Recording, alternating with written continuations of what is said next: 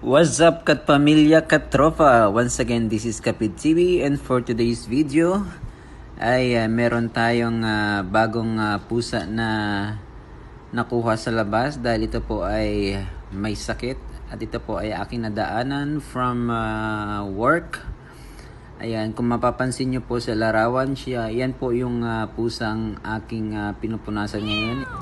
Ito po yung pusang aking nadaanan nang ako ay naglalakad habang ako ay papauwi. Napansin ko na nasa gitna siya ng daan at nilagay ko muna sa tabi para safe naman sa mga dumadaang sasakyan. Bilang isang animal lover na tao, hindi ko naman hayaan na iiwan na lang sa ganito ang pusang ito dahil alam naman natin na kailangan din nila ng tulong mula sa tao. Kaya hindi na ako nagdalawang isip at kinuha ko na at nilagay sa bit-bit kong plastic at inuwi ko sa bahay. Ayan, hindi ko muna siya pinasok sa kwarto at bagkos ay sa CR ko muna siya pinasok dahil aking papaliguan. Nung binitbit ko na pala siya guys at nilagay ko sa plastic, merong lumapit sa akin na isang Bengali, isang bus driver. Sabi niya, araw-araw yan daw dyan sa kalsada. Yan, kasi nga dahil sa hindi siya makakita, hindi niya alam kung saan siya pupunta. Muntik na rin daw talagang masagasaan ng mga sasakyan dyan. Pero tinitigilan sila ng mga driver at kinukuha at nilalagay sa gilid. Ang laki ng pasasalamat ng company bus driver na yon sa akin dahil meron daw akong puso at ako lang daw po talaga yung nagbigay ng atensyon dito sa puso na to. Yan, 2 beses ko pala siya sinabutan at binanlawan dahil talagang yung kanyang dumi is nakadikit na sa kanyang balat at yung kuto niya talaga ay marami din. Yan, yung kanyang tenga puno ng dumi. Yung sa ilong ako nahirapan at sa may mata dahil ang tigas ng langib. Kaya pinalambot ko muna. Based on my experience bilang isang nag-aalaga ng pusa, may knowledge na rin ako kung paano paliguan ang mga pusa.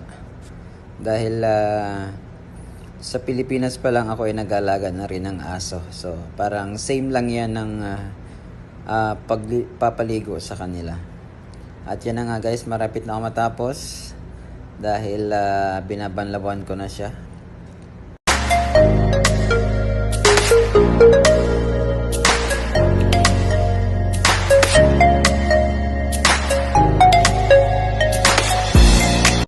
At ayan na guys, tapos ko na siyang paliguan at ito naman ay akin ang punasan mula ulo at ang buong katawan ng pusang ito hanggang siya ay matuyo.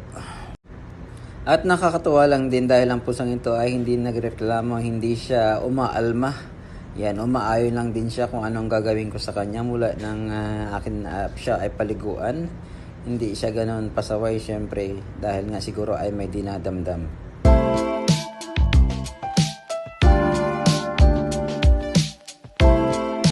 At dahil nga tapos ko na siya paliguan ay oras naman para gumitan siya ng kanyang mga mahabang kuko dahil ang kanyang kuko ay napakarami, kailangan putulan at baka ako ay makalmot pa. At dahil hindi pa siya totally na dry, so pinunasan ko ulit siya ng ilang beses para tuluyan siyang matuyo. After ko nga siyang paliguan guys ay prepare ko naman ang kanyang masarap na pagkain at may malinis na tubig at ang kanyang cat litter. At dahil hindi pa siya kumakain guys, hindi ko alam kung bakit, kung anong problema niya. Ang ginawa ko ay lilinisin ko muna ang kanyang mata na nagmumuta at nagnanana. Dahil ito yung ginawa ko sa mga nakaraang pusa ko. Ako ay nagpainit ng tubig, then ang gamit ko lang na panlanggas is yung green tea bag. Kapag wala ako, naubusan ko, minsan ginagamit ko ang yellow tea bag. Yan, base na rin sa experience ko. Ito naman ay sarili ko lang pamamaraan.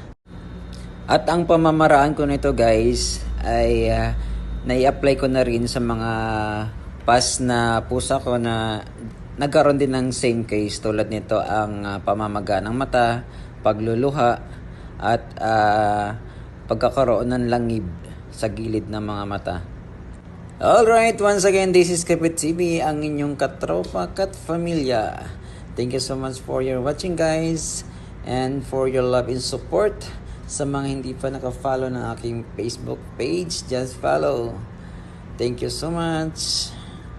And keep safe everyone, and God bless us all.